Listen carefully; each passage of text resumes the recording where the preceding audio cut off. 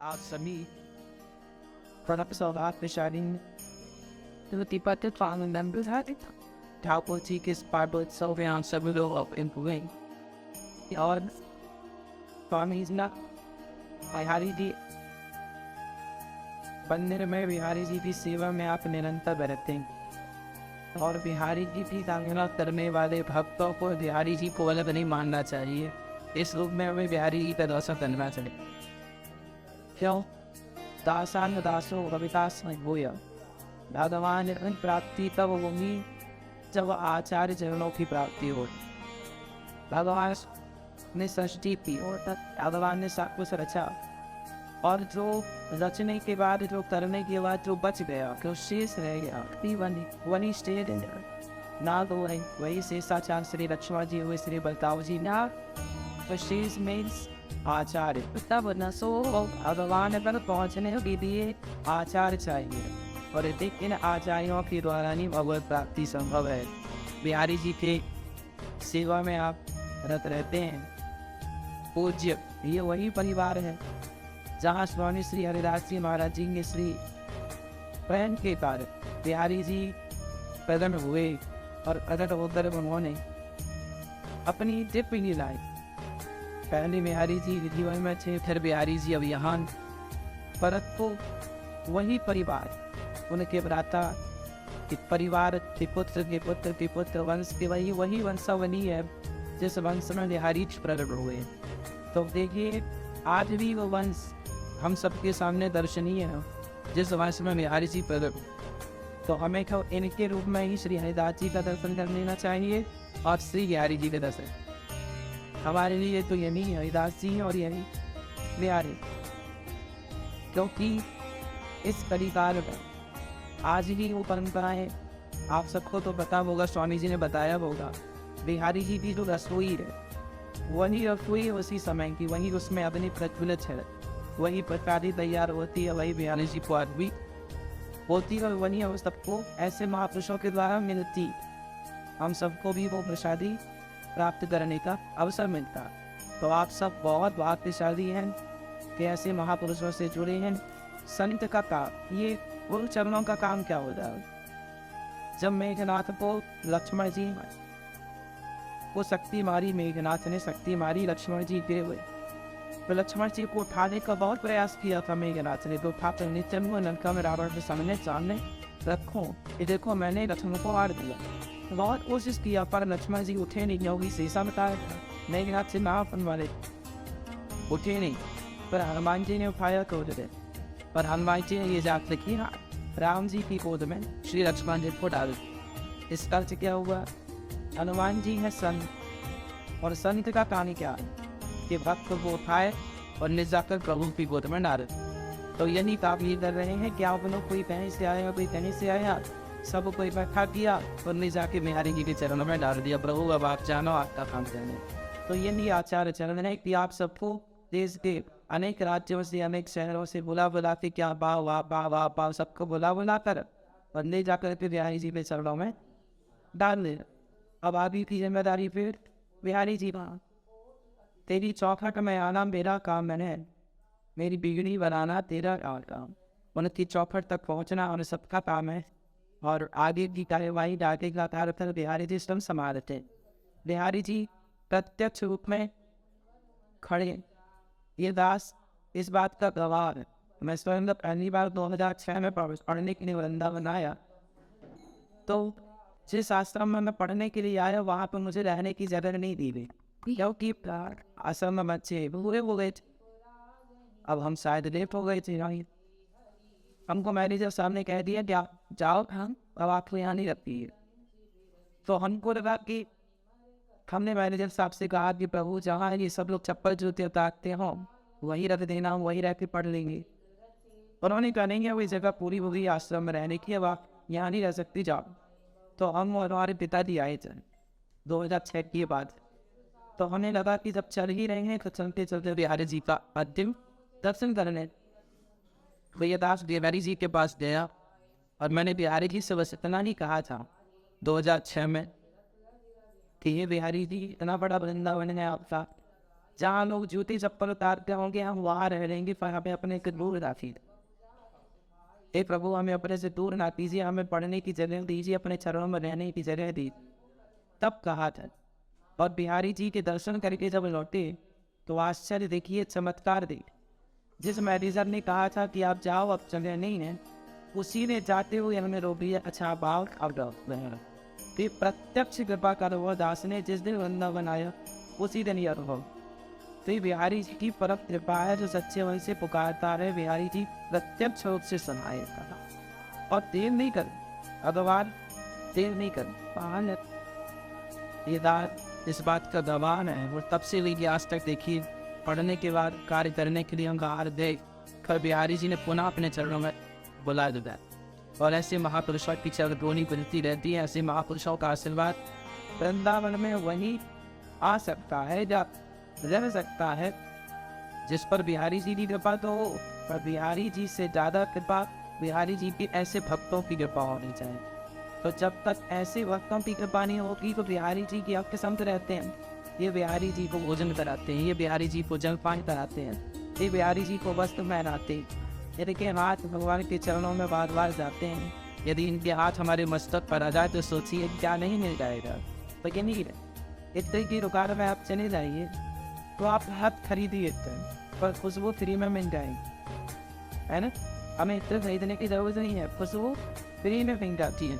उसी प्रकार ऐसे भक्तों की, ऐसे भगवत चरणों से जुड़े भक्तों की शरण में जब हम आते हैं तो हमें ना चाह करके भी हमारे हृदय में भक्ति अपने आप सुगंधित हो जाती है। हमारे हृदय में अपने आप भक्ति की खुशबू छा जाती है। तो आप सही बहुत भाग्यशाली ने, आप सभी के भाग्य को ये दास नमस्कार करता है। और गुरु जी के, स्वामी जी के श्री चरणों की डोर अपने नाटे पर सजाता हुआ स्वामी जी की बड़े भैया स्वामी जी हैं। आप सभी जहाँ रहो, कहीं भी रहो, जुड़ी रहो ऐसे महापुरुषों से। आप भी जोड़ो, आपके बच्चों को भी जोड़ो, ताकि बिहारी जी इनसे रोना भी इस बिहारी जी से रोए। ऐसे महापुरुषों को बारम्बार नमन। और देखिए वृंदावन में जो ब्रजवासी होते हैं ना, ब्रजवासी ऐसे होते हैं कि हर घर में ठाकुर जी की सेवा बिना भोग लगाए, बिना आरती, बिना पूजा के आपने करती नहीं, कार्य होते ही नहीं है। कोई भी कार्य शुरू होगा तो पहले घर में नई बहू भी आएगी तो पहले बिहारी जी का दर्शन होगा निश्चित। आप आश्चर्य मानेंगे, पूरे देश में आज कहीं भी शादी विवाह हो तो क्या लहसुन और प्याज के बिना भोजन कहीं मिलता है? पर वृंदावन में आज भी किसी बेटी का विवाह हो ब्रजवासियों के यहाँ तो आज भी शादी विवाह में लहसुन प्याज तक को उपयोग नहीं करता। आज भी, आज की तारीख में भी ये परंपराएं बची। यदि ये परंपराएं बची हैं तो ऐसे महापुरुषों ने, ब्रजवासियों ने बचा रखा। इसलिए ब्रजवासी तो वो है जो ठाकुर जी को भी कहते हैं कि तुम घोड़ा पर जाओ, हम तुम्हारे ऊपर बैठेंगे। भागवत जी के 10वें स्कंद में सारी लीलाएं ठाकुर जी की हैं। तो ये वही परिवार जहाँ ठाकुर जी इनको लड़ाने के लिए स्वयं इनको अपनी पीठ में बिठाकर घोड़ा रखते हैं और खेत पेड़ में इनको पार न पाए। बस यही है कि देखिए, बैतरणी से पार जाने के लिए ना लोग दौड़ान करते हैं, गाय की पूंछ पकड़ेंगे तो पार हो जाएंगे। भाव सागर से पार करने के लिए ऐसे महापुरुषों के चरण पकड़ लेंगे तो पार हो जाएंगे। बड़ी भक्त वत्सल भगवान दी आप सभी भक्तों की, श्यामी जी महाराज की, बड़े भैया दी की, इस परिवार की, श्री हरिदास जी महाराज की, श्री वाकई बिहारी लाल की, श्री हरिदास बोलिए भक्त वत्सल भगवान की। एक बार की बात है कि श्री बिहारी जी पर श्री हरिदास जी सिंहार पावन ज्ञान मग्न जी श्री हरिदास। अच्छा, श्री हरिदास जी मानसिक पूजा करते थे और सदा बिहारी जी का चिंतन करते करते वो खोए रहे। एक बार की बात है कि उनके पास एक कोई बहुत बड़ा सेठ बहुत महंगा का इत्र लेकर किया और श्री हरिदास जी के कमलों में उन्होंने इत्र दिया। स्वामी जी उस समय ध्यान मग्न थे, श्री बिहारी जी के ध्यान में डूबे थे।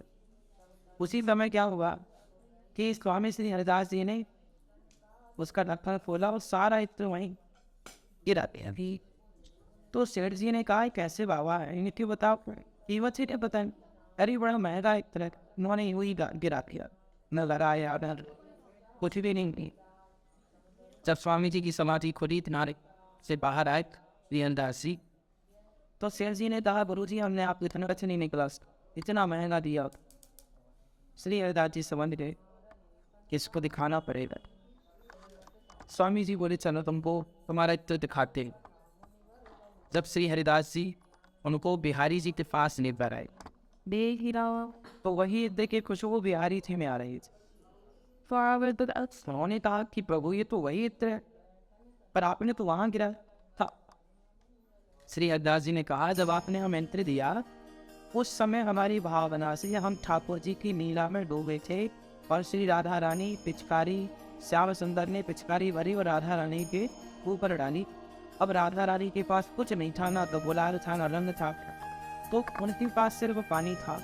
तो मैं श्री राधा रानी किशोरी जी के बदल में खड़ा था। भाव देखिए कहा था उनका भाव। उन्होंने कहा कि हमने इत्र निकाला, और इत्र निकाल करके तुम्हारा वाला राधा रानी की पार्वती पे गिरा था। राधा रानी की हार वही है भावना की ज्योत को जगा कर देखिए, बोलती है मूर्तियां बुला कर देखिए। भाव का मुकाम में भाव ही प्रसार है, पर भाव से मजने मुझे तो बख्शे बेरा। श्री हरिदास जी ने कहा कि मैंने राधा रानी की बाल्टी में बोल दिया, और पिचकारी में भरी श्री किशोरी जी ने मेरा भाव बना कि राधा रानी भरी पिचकारी और बिहारी जी के ऊपर दे मारा। तो जब बिहारी जी के ऊपर वो पिचकारी गई तो वो खुशबू बिहारी जी के मंदिर से आ रही। आपको लग रहा है कि हमने यहाँ गिराया, और वो यहाँ गिराया नहीं था, वो हमने राधा रानी की बाल्टी में बोली, पर राधा रानी ने बिहारी जी को इत्र पिचकारी मारी, तो वो खुशबू वहाँ से आ रही। मतलब उनका शरीर कहा था, प्रधानता इस बात की नहीं है कि उनका शरीर कहा था, वो भाव में कहा था, मन से कहा था। ऐसे श्री हरिदास जी महाराज जी जो आज तक जितने भी महापुरुष हुए, इन सभी महापुरुषों में जो मानसिक पूजा बताई है वो श्री हरिदास जी ने बताई कि मानसिक पूजा क्या है। हम शारीरिक पूजा करते हैं, तो शारीरिक पूजा करने में कभी ठाकुर जी की पूजा करने में हमारा मन भटक सकता है कि हम भगवान को नहवा रहे हैं, श्रृंगार कर रहे हैं, भोग लगा रहे, पर मन के भटकने की संभावना है। पर जब मानसिक पूजा करते हैं तो मानसिक पूजा तन से तो होती ही नहीं है, पूरी मन से वहाँ पर भटकने की संभावना नहीं। तो मानसिक पूजा की जो विधा है, जो सबसे श्रेष्ठ उपाय विधा बताई है पूज्य स्वामी जी ने, वो आज सभी दक्ष प्राणियों के लिए अद्वितीय है। और इस कलिकाल में भगवत प्राप्ति का एक मार्ग, एक ही मार्ग है, केवल मत अनुवाद है लगे। कैसी भी हो, इस धरती में अब जन्म लिए तो आने का उद्देश्य क्या है? आने का उद्देश्य ये नहीं है कर्म करते हुए। देखिए ये सारी चीज़ें आपके घर पे भी मिलती हैं, तो यहाँ पर यही मिठाई, यही मेवा मिष्ठान, यही पकवान, पर घर के मेवा मिष्ठान, घर के पकवान और इस पकवान के अंतर क्या हो गया कि ये सारी चीज़ें मैंने ठाकुर जी को समर्पित हो गई, और ठाकुर जी को समर्पित होने के बाद ये क्या होगी? प्रसाद। और आपने देखा होगा बिहारी जी ने आहा प्रसाद की चर्चा है। प्रसाद तो वो होता है जो भगवान ग्रहण करके हमें देते, वो प्रसाद होता है। पर भगवान की ग्रहण करने के बाद जब ऐसे आचार से ग्रहण कर लेते हैं तो भक्त तो भगवान के ग्रहण करने के बाद जो बचता है उसे महाप्रसादी कहते हैं। प्रसाद का अर्थ होता है प्रा मतलब प्रभु की, सा मतलब साक्षात, ता मतलब दर्शन। प्रभु के साक्षात दर्शन ही प्रसाद के रूप में हमें प्राप्त करते हैं। तो आप भी अपने घर में यही नियम बनाओ कि जो खाएंगे पहले ठाकुर जी का भोग लगेगा, तो मन निवेदित भोजन करेंगी, पहले ठाकुर जी का भोग लगेगा, फिर प्रसाद हम ग्रहण करेंगे। और ऐसे महापुरुषों की जितनी कथाएं कहें सब की सब कम है। सारी जिंदगी हरि अनंत, हरि कथा अनंता। श्री हरिदास जी पूज्य ऐसे महापुरुषों की कितनी कथाएं में। एक बार राजा ने कहा कि महाराज हम आपकी कुछ सेवा करना चाहते हैं, हमें कुछ आज्ञा दी। उन्होंने कहा नहीं हम कुछ लेते नहीं है ना, कुछ हमें चाहिए। नहीं आप तो हमारा अपमान कर रहे हैं, हम इतने बड़े राजा हैं, हम कह रहे हैं मांग लो कुछ। तानसेन ने जब रात छेड़ा ना तो उन्होंने कहा भाई जो तुम इतना अच्छा गाते हो, तुम्हारे गुरुजी कितना अच्छा गाते हैं, चलो दर्शन करें। तानसेन ने कहा महाराज हम आपके लिए गाते हैं, वो भगवान के लिए गाते हैं। इसलिए उनकी बराबरी हम नहीं कर सकते। हमारे सुर हमारी ताल वहाँ नहीं पहुँचेगी जहाँ वो है। अरे बोले दर्शन तो कराओ, ठीक है दर्शन करो। और श्री हरिदास जी से तानसेन ने एक गलत राग छेड़ दी। मतलब उन्हें पता था कि ये राग क्या है, पर फिर भी उन्होंने गलत सुर लगाए। तो हरिदास जी ने समझाया, बेटा ऐसे सुर नहीं है, ऐसे। हरिदास जी ने गाया तो राजा ने सुना, अकबर ने। और जब सुना महाराज हम बड़े प्रसन्न हुए। बताओ आपको क्या देते? स्वामी जी बोले हमें कुछ नहीं चाहिए, हमें देने वाले तो ठाकुर जी हैं, तुम क्या दोगे? नहीं कुछ मांगो। स्वामी जी बोले तो एक काम करो, ये यमुना जी का एक घाट टूटा हुआ है, आप रिपेयर करा दो, इसकी मरम्मत करा दो। इतना सा काम दिया आपने हमें, हमारे को बड़ा काम। श्री हरिदास जी ने कहा बड़ा काम। स्वामी जी ने अपने भगवान जी का चरणामृत उठाया और उसके नेत्र में लगाया और दिव्य चक्षु प्रदान किया। और जब दिव्य चक्षु से श्रीधाम वृंदावन का उस राजा ने दर्शन किया तो वो टूटा हुआ घाट जो था उसमें इतने हीरे मोती कीमती चीजें थी कि राजा का सारा खजाना लग जाए तो घाट का एक कोना ठीक नहीं कर पा सकता। एक सीढ़ी का कोना, घाट का तो छोड़ दीजिए, एक सीढ़ी का कोना। राजा चरणों में गिर पड़े, महाराज हमारी सारी दौलत इतनी नहीं है कि हम इस सीढ़ी का ये जरा सा कोना ठीक कर लें। आपने हमें दिव्य दर्शन कराया। तब श्री हरिदास जी ने कहा यदि तुम्हारी इच्छा है देने की तो ऐसा करो, तब उनमें मोर रहते हैं और बंदर रहते हैं, तो इन बंदरों के और मोर के लिए तुम सदा चने की इनके खाने पीने की सेवा करते रहा करो, ताकि यहाँ के बंदर तुम्हारा अनाज खाते रहे और तुम्हें आशीर्वाद देते रहे। तुम्हें करना है तो ये सेवा करो, यहाँ के मोरों की और यहाँ के बंदरों की सेवा। तो फिर कुछ दिन तक उन्होंने, जो भी परंपराएं हैं वो कहती हैं कि कुछ दिन तक उन्होंने चने की सेवा, मोरों के लिए दाने की भेजते रहे। हाँ, तो ये देखिए परंपरा। श्री हरिदास जी का भाव क्या था? जीव मात्र की सेवा। वो बंदर, यहाँ के जो बंदर है बंदर नहीं मानते थे, वो पड़पाती अकबर तो मानते थे कि ये राम जी की बनी सहना इस जगह पे ठाकुर जी के साथ पाने के लिए अवतार लेकर आए। अब ये सब जैसे ये उसका परास्ते है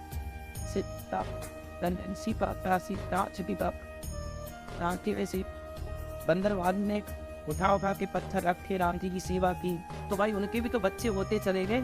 तो त्रेता के बाद द्वापर और फिर कलयुग, उसी परंपरा के वो बंदर जिनकी सेवा श्री हरिदास जी, क्योंकि सामान्य बंदर नहीं है वृंदावन के, है ना। अब देखो महापुरुषों की तो भावना कैसी होती है ना, तो वो निर्मल रहती है, वो जीव मात्र की सेवा करते ही। और यहाँ के मोर, यहाँ के बंदर, यहाँ की सेवा, ठाकुर जी भी इन बंदरों को माखन, भागवत जी मरपान भोक्षण लिखा हुआ है, बंदरों को खवाते। तो जिन ठाकुर जी बंदरों को जिन खवाते थे, तो उनके दास, उनके भक्त श्री हरिदास जी बंदरों के लिए कितने थे। स्वामी जी आज भी वो प्रसादी निकलती और बड़ी परंपराएं। और बिहारी जी की मैन जो तो स्वामी जी समझा पाएंगे, हम जैसे कुछ प्राणियों की तो बस का ही नहीं। तो स्वामी जी ही बताएंगे कि बिहारी जी के मंदिर की और क्या क्या परंपराएं हैं। हम लोग तो क्या है, दर्शन किए बिहारी जी का और बाहर निकल जाते हैं। अंदर की वो क्या, स्वामी जी की क्या परंपराएं हैं, उनके क्या आज भी उनके हाथ की चीज़ें क्या हैं। जैसे आज ही मैं वहाँ गया तो श्री हरिदास जी की एक माला का दर्शन, कोई कह रहा था स्वामी जी की माला हाकर हुआ है, तो उनके हाथ मतलब जो सेवा में थी चीज़ें आज भी उनके कुछ चीज़ें हैं। तो वो दर्शन तो आप लोग ही अच्छे से करते हो, करा पाते हो, या हम लोगों को दिख भी जाए तो हमको महिमा नहीं पता होती कि भाई ये चीज़ क्या, जब तक ये ना बने। इसलिए आचार से होना जरूरी है।